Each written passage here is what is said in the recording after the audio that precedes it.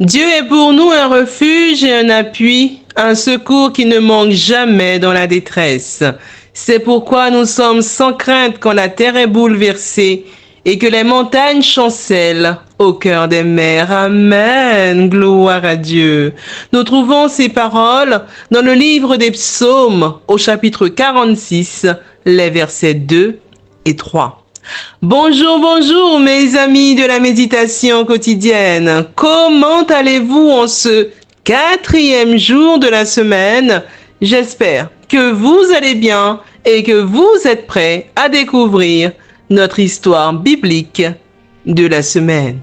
Oui, mes amis, nous sommes sans crainte quand la terre est bouleversée. Amen. Remettons notre vie entre les mains de Dieu en cette fin des temps, car lui seul est notre refuge. Prions le Seigneur. Tendre Père des cieux, nous te disons merci pour ton amour, pour ta miséricorde envers nous, pour le sacrifice de Jésus-Christ, notre Sauveur. Nous voilà réveillés. Nous te disons merci pour le don de la vie. Ô Père, merci. Nous te demandons pardon pour nos fautes commises envers toi. Lave-nous, purifie-nous dans le sang de l'agneau et aide-nous chaque jour à refléter le caractère de Jésus-Christ. Merci pour l'histoire biblique de ce matin. Que ces paroles puissent nous aider à nous rapprocher plus près de toi et à prendre conscience que nous vivons les derniers moments de l'histoire de cette terre. Ô Père, nous te prions pour toutes les personnes qui crient à toi. Puisses-tu dire un mot. Je ne t'ai pas prié parce que je suis bonne et digne à tes yeux, mais je t'ai prié dans le précieux nom de Jésus-Christ, ton Fils, qui vit et qui demeure au siècle des siècles. Amen. Mes amis, notre histoire biblique de ce matin a pour titre Ésaü. Notre verset à mémoriser, nous le trouvons dans le livre de la Genèse, au chapitre 25, le verset 28, qui nous dit ceci. Isaac aimait Ésaü parce qu'il avait du goût pour le gibier, et Rebecca aimait Jacob. Le récit biblique, nous le trouvons dans le livre de la Genèse, au chapitre 25, les versets 19 à 34, qui nous disent ceci. Voici la postérité d'Isaac, fils d'Abraham. Abraham engendra Isaac. Isaac était âgé de 40 ans quand il prit pour femme Rebecca, fille de Bethuel, l'araméen, de Padam Aram, et sœur de Laban, l'araméen. Isaac implora l'Éternel pour sa femme, car elle était stérile, et l'Éternel l'exauça. Rebecca, sa femme, devint enceinte. Les enfants se heurtaient dans son sein, et elle dit, « S'il en est ainsi, pourquoi suis-je enceinte ?» Elle alla consulter l'Éternel, et l'Éternel lui dit, « 2 nations sont dans ton ventre, et 2 peuples se sépareront au sortir de tes entrailles. Un de ces peuples sera plus fort que l'autre, et le plus grand sera assujetti au plus petit. » Les jours où elle devait accoucher s'accomplirent. Et voici, il y avait 2 jumeaux dans son ventre. Le premier sortit entièrement roux comme un manteau de poil, et on lui donna le nom d'Ésaü. Ensuite sortit son frère, dont la main tenait le talon d'Ésaü, et on lui donna le nom de Jacob. Isaac était âgé de 60 ans lorsqu'ils naquirent. Ses enfants grandirent. Ésaü devint un habile chasseur, un homme des champs, mais Jacob fut un homme tranquille qui restait sous les tentes. Isaac aimait Ésaü parce qu'il mangeait du gibier et Rebecca aimait Jacob. Comme Jacob faisait cuire un potage, Ésaü revint des champs accablé de fatigue, et Ésaü dit à Jacob, « Laisse-moi, je te prie, manger de ce roux. De ce roux-là, car je suis fatigué. » C'est pour cela qu'on a donné à Ésaü le nom d'Édom. Jacob dit, « Vends-moi aujourd'hui ton droit d'aînesse. » Ésaü répondit, « Voici, je m'en vais mourir. À quoi me sert ce droit d'aînesse. Et Jacob dit, jure-le-moi d'abord. Il le lui jura, et il vendit son droit d'aînesse à Jacob. Alors, Jacob donna à Ésaü du pain et du potage de lentilles. Il mangea et but, puis se leva et s'en alla. C'est ainsi qu'Ésaü méprisa le droit d'aînesse. Hélas. La morale de l'histoire est la suivante, mes amis. Ésaü a brisé la routine calme et paisible de son père. Il aimait aller à la chasse. Il a décidé de dépasser les frontières du camp.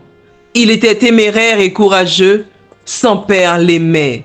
Ce profil si différent de celui de son frère jumeau l'incitait à concentrer son attention sur les choses terrestres, présentes et immédiates. Si Ésaü n'avait pas été si fatigué et affamé, il n'aurait pas vendu son droit d'aînesse à si bas prix. Il aurait négocié une meilleure affaire.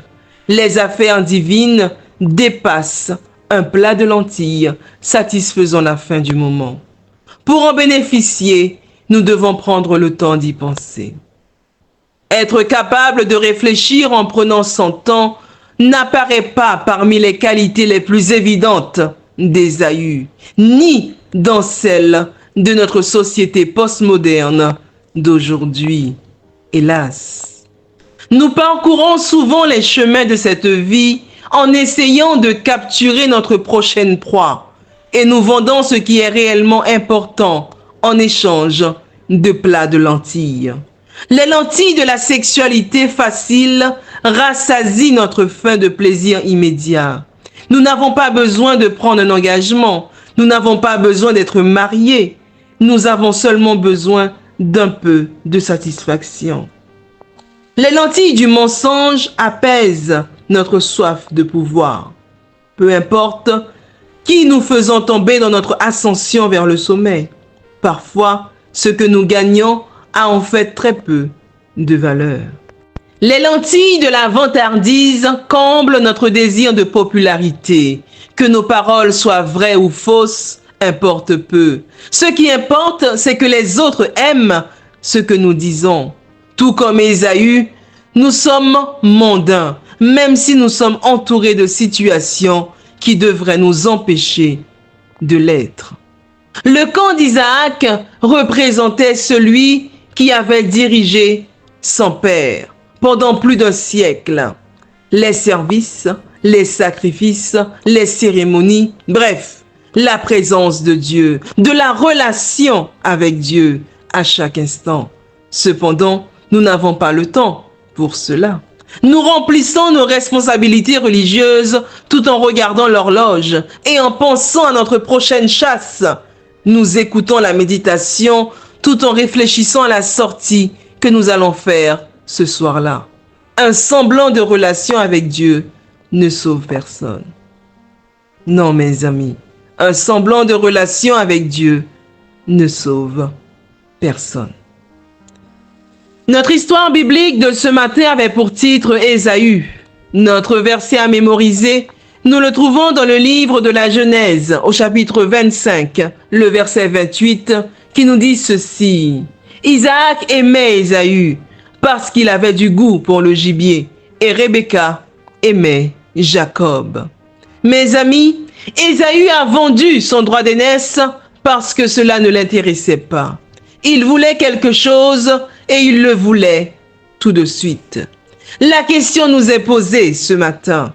Qu'est-ce que nous échangerons contre un plat de lentilles? Mes amis, la question nous est posée ce matin.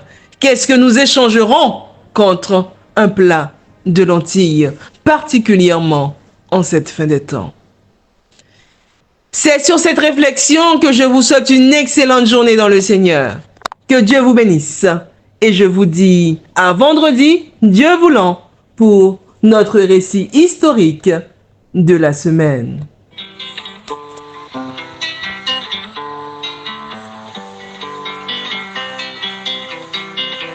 Nous allons tous joyeux au pays de la vie, au pays du bonheur, au royaume d'amour.